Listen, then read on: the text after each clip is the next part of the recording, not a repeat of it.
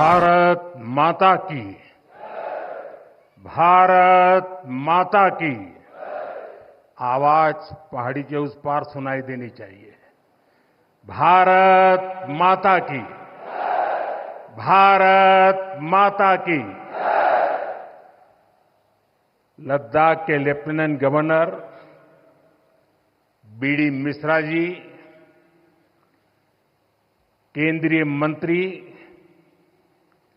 Sanjay Seth, chief of defence staff general Anil Chauhan, तीनों सेनाओं के सेनाध्यक्ष, करगिल युद्ध के समय सेनाध्यक्ष रहे जनरल वीपी मलिक जी, पूर्व सेनाध्यक्ष जनरल मनोज पांडे जी, वीरता पुरस्कार प्राप्त सेवारत और सेवानिवृत्त सैनिकों,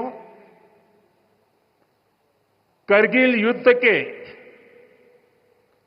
बहादुर वीरों की माताएं, वीर नारियां और उनके समस्त परिजन, सेना के बहादुर जवानों और मेरे प्रिय देशवासियों, आज लद्दाख की ये महान धरती कारगिल विजय के 25 वर्ष पूरे होने की साक्षी बन रही है। कारगिल विजय दिवस हमें बताता है कि राष्ट्र के लिए दिए गए बलिदान अमर होते हैं।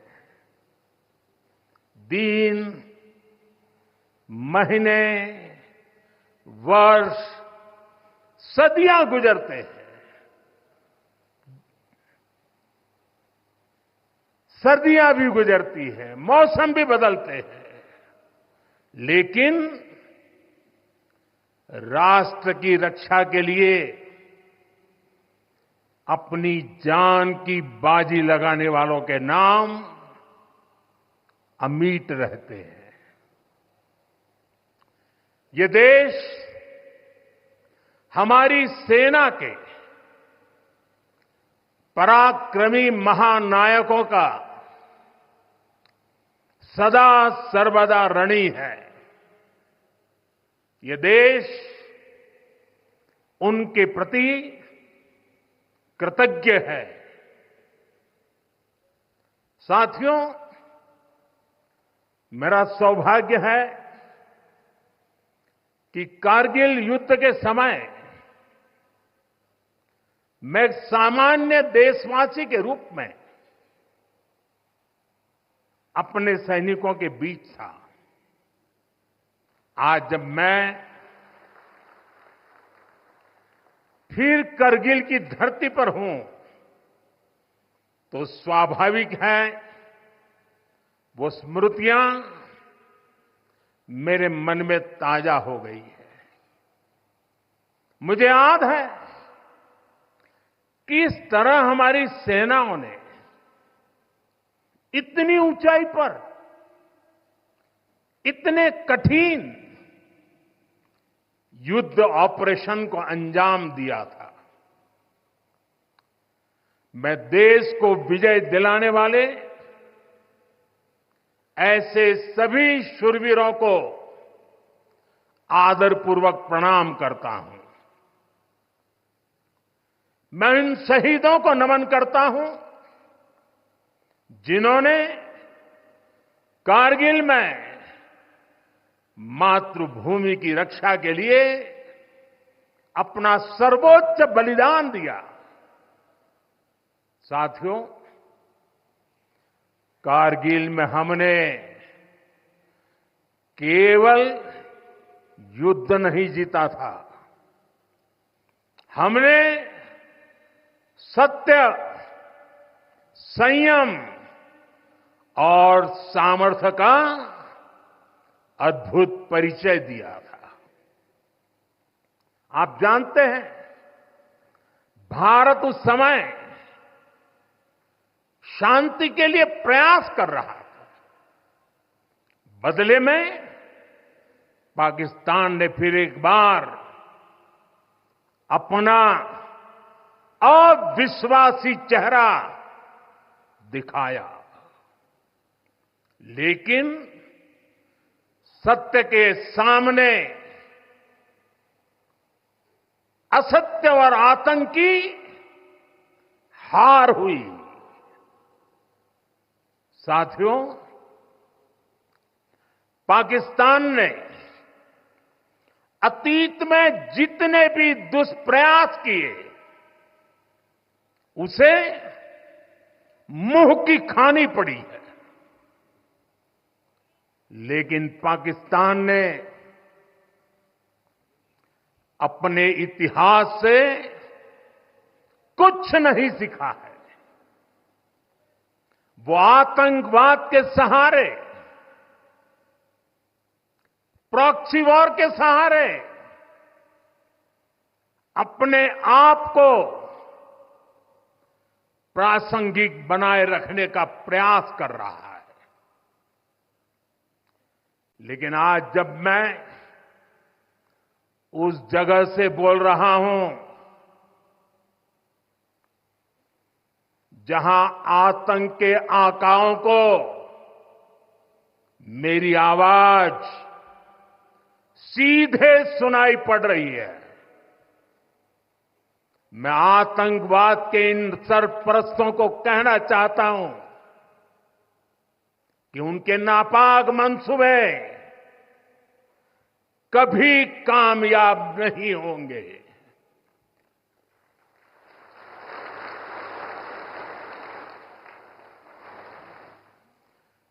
आतंकवाद को हमारे जाबाज पूरी ताकत से कुचलेंगे।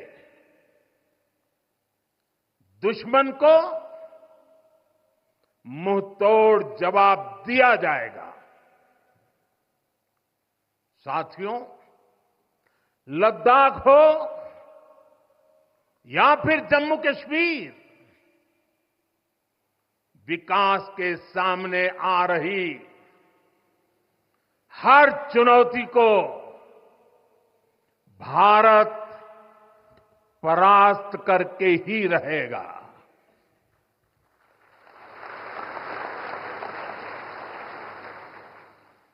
कुछ ही दिन बाद इस 5 अगस्त को आर्टिकल 370 का अंत हुए 5 वर्ष पूरे होने जा रहा है।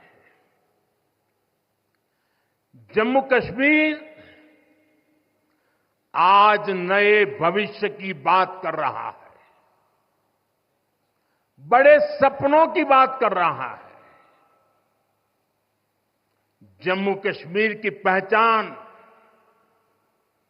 G20 जैसी ग्लोबल समिट की अहम बैठक करने के लिए हो रही है। इंफ्रास्ट्रक्चर डेवलपमेंट के साथ साथ जम्मू कश्मीर, लेह, लद्दाख में टूरिज्म सेक्टर भी तेजी से ग्रो कर रहा है। दशकों बाद कश्मीर में सिनेमा घर खुला है।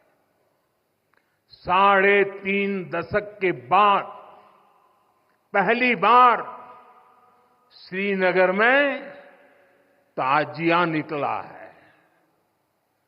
धरती का हमारा स्वर्ग तेजी से शांति और सौहार्द की दिशा में आगे बढ़ रहा है। साथियों, आज लद्दाख में भी विकास की नई धारा बनी है। सिंकुल्ला टनल, इसके निर्माण का काम शुरू हुआ है।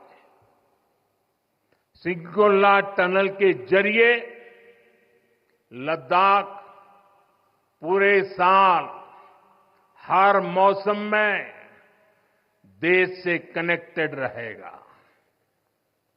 ये टनल लद्दाख के विकास और बेहतर भविष्य के लिए नई संभावनाओं का नया रास्ता खोलेगा। हम सभी को पता है कि कठोर मौसम की वजह से लद्दाख के लोगों को कितनी मुश्किलें आती। सिंगोल्ला टनल के बनने से ये मुश्किलें भी कम होगी। मैं लद्दाख के मेरे भाई बहनों को इस टनल का काम शुरू होने के लिए विशेष बधाई देता हूं। साथियों, लद्दाख के लोगों का हित हमेशा हमारी प्राथमिकता रहा है। मुझे याद है कोरोना के समय में करगिल क्षेत्र के हमारे कई लोग ईरान में फंस गए थे। उन्हें वापस लाने के लिए मैंने व्यक्तिगत स्तर पर काफी प्रयास किए। ईरान से लाकर उन्हें जैसलमेर में ठहराया गया था और जब स्वास्थ्य की दृष्टि से पूरी तरह संतोषजनक रिपोर्ट मिले, उसके बाद उन सबको उनके घर तक यहां पहुंचाया था। हमें संतोष है कि हम अनेकों जिंदगियों को बचा पाए। यहां के लोगों की सुविधाएं बढ़े, ईज ऑफ लिविंग बढ़े, इसके लिए भारत सरकार निरंतर प्रयास कर रही है।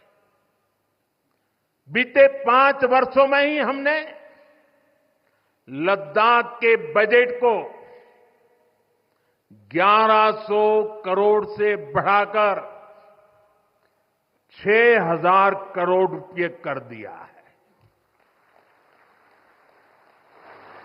यानी करीब करीब 6 गुना की वृद्धि। ये पैसा आज लद्दाख के लोगों के विकास में, यहां सुविधाएं बढ़ाने में काम आ रहा है। आप देखिए, सड़क, बिजली, पानी, शिक्षा, पावर सप्लाई, रोजगार, लद्दाख में हर दिशा में दृश्य भी बदल रहा है, परिदृश्य भी बदल रहा है।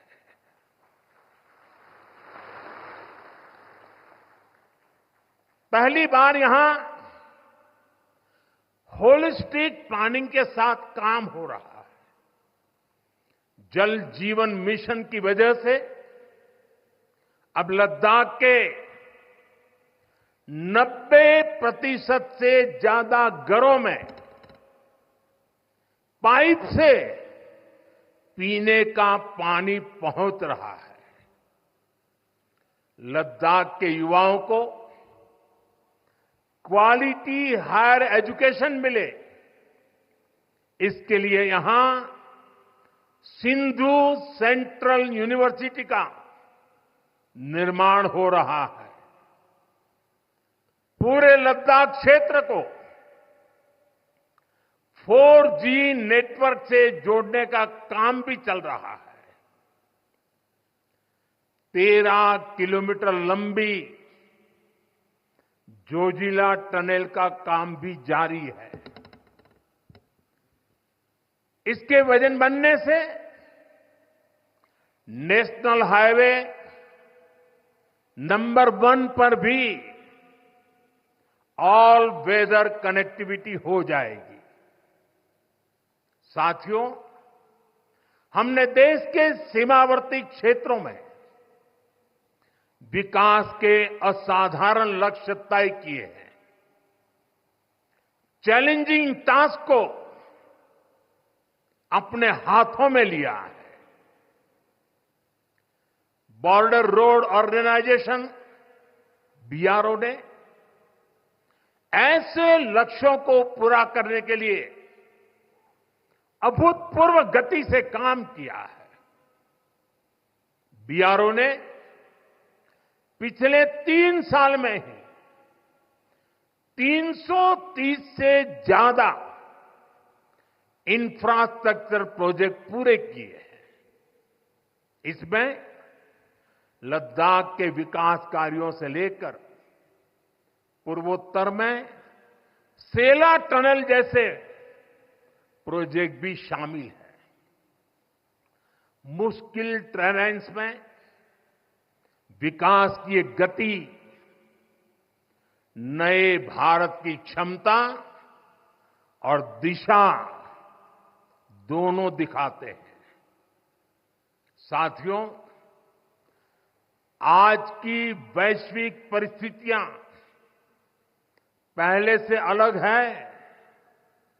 इसलिए हमारी सेनाओं को हथियारों और उपकरणों के साथ साथ कार्यशैली और व्यवस्थाओं में भी आधुनिक होना चाहिए।